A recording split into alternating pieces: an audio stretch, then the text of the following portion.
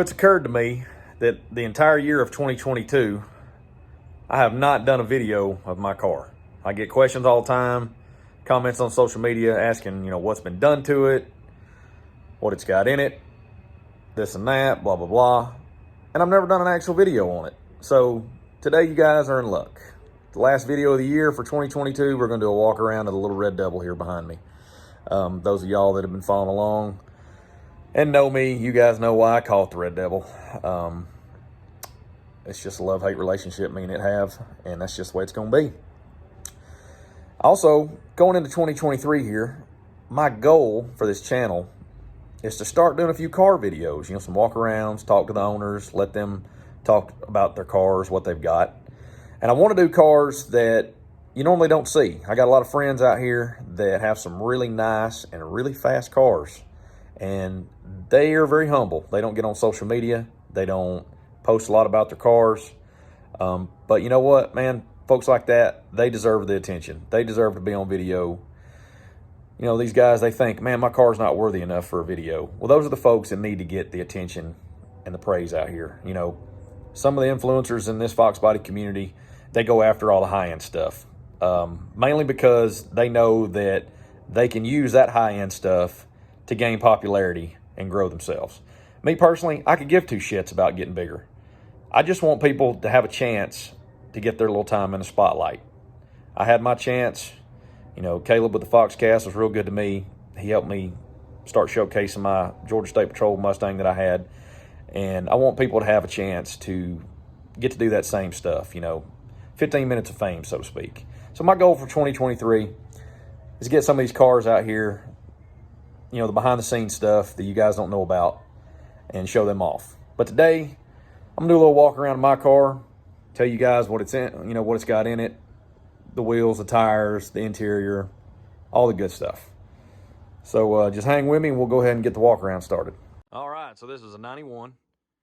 Originally a 4-cylinder 5-speed car. Swap was done back in 2013. The drivetrain is from a 90 model. While the engine was out of it, they went ahead and pulled the glass, interior and everything, and it was repainted in its original color, vermilion red E4. Paint, I want to say it's probably about a 9.8 out of 10. There's little flaws in it. A couple things I need to tend to. It's got a little paint run on the rocker panel down there, but it's down low to the ground. You don't ever see it.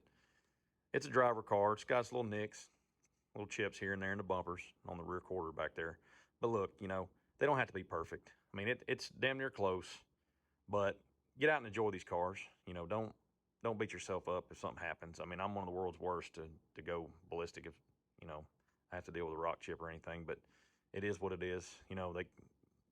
They do more harm to them just sitting in the garage. One of these days, when I get the time or the money, I'll take it all apart and go through everything real good and respray it. But until then, it's just fine. Everybody that sees it in person, they don't notice half the stuff that I notice, probably just because I'm crazy. Most car guys are. So we'll go over here underneath the hood, get started on that.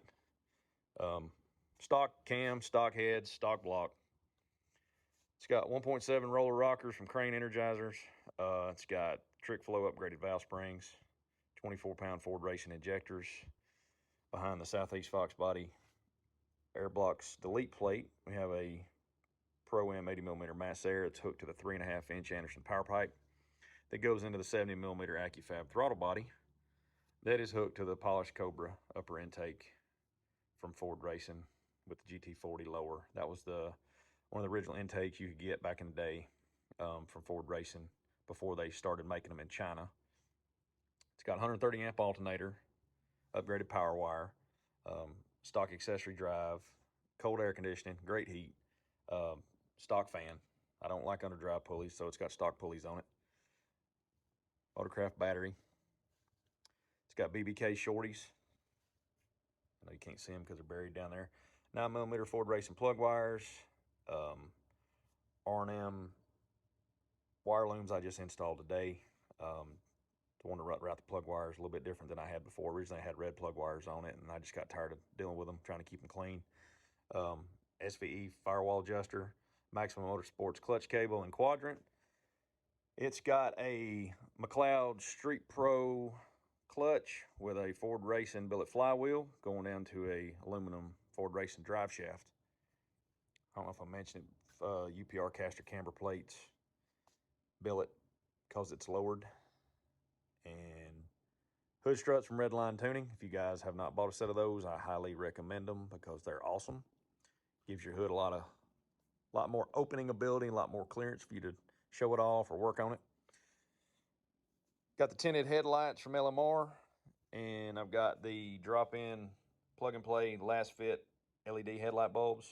These things are awesome. You know, if you notice, these headlights are dark, and my windows are very dark also. My windshield's tinted. I have zero problem seeing at nighttime whatsoever with those LED headlights. So on to the suspension. Stock rack and pinion. It's got the SVE bump steer kit, offset rack bushings, wheels and tires, 17x8 Mavermont Pony R 4-lug wrapped in Nitto 555 G2s, 245 45/17s. It's got Coney orange non-adjustable front struts, stock lower control arms. Suspension is going to be the iBox Sport lines that have been trimmed. That is why it sits so low.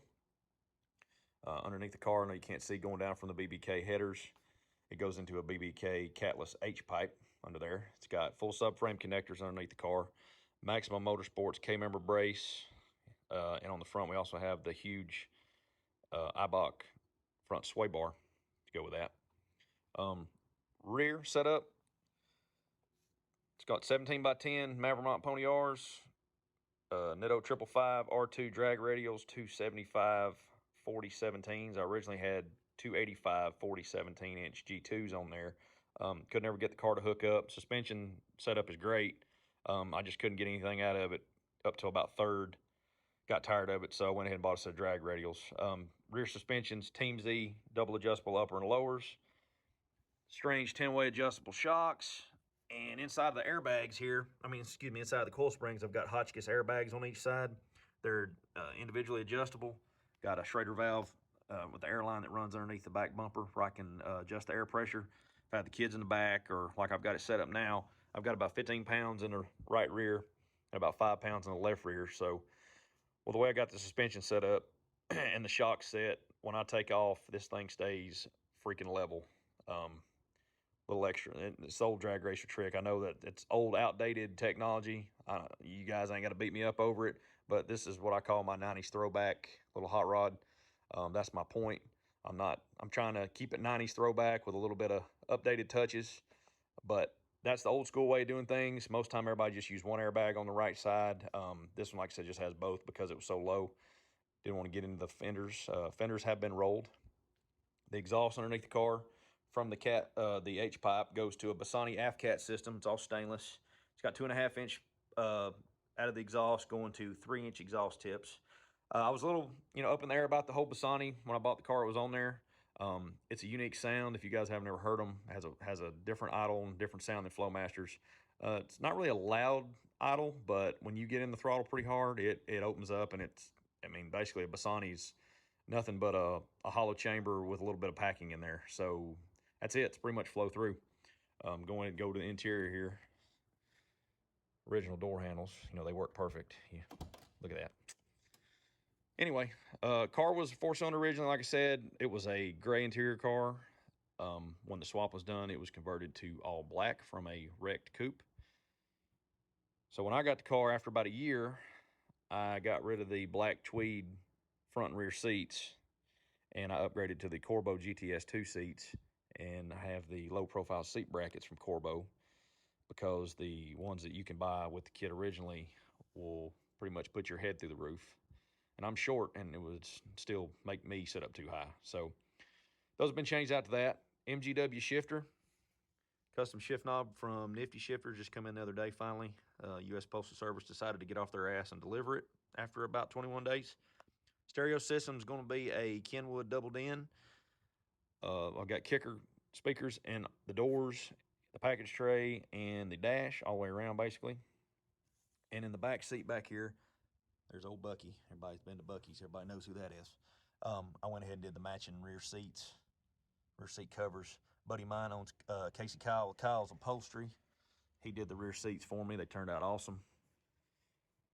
Like I said, everything in the car has been changed over. Sun visors, headliner, the whole works.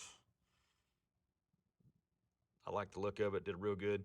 Underneath the dash, you guys might have seen one of my other videos, 505 speeds. Got those awesome heater box covers.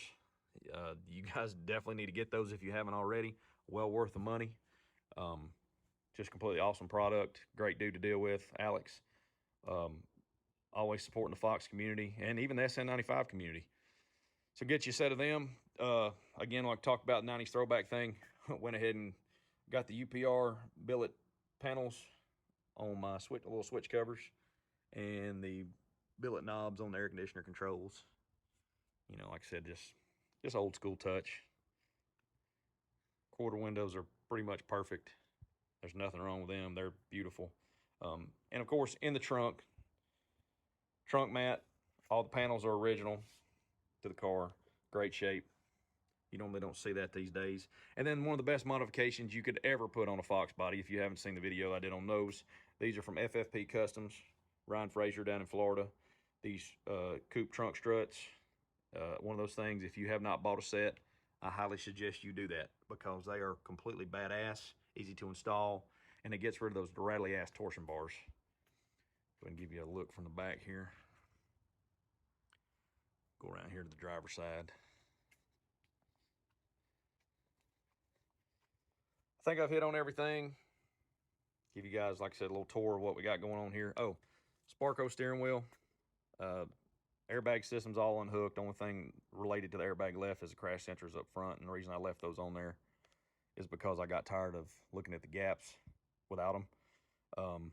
NRG hub for the steering wheel. Bolts the aftermarket steering wheel up to the factory steering column. If you guys didn't know that, that's what you need to do.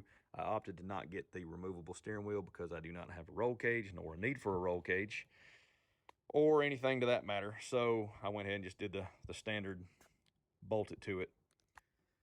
Change the LED lights, or change the dash bulbs out to LEDs. That's a great upgrade to do if you haven't done it. It's cheap and easy, and helps you see at night. Gives your dash a cleaner look.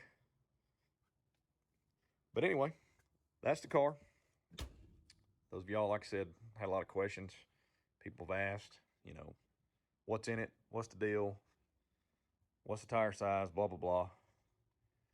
So I hope to do some more car features on some other stuff starting in the new year here. But until then, you guys have a great new year. Stay out of trouble. Don't drink and drive. We'll see you next year.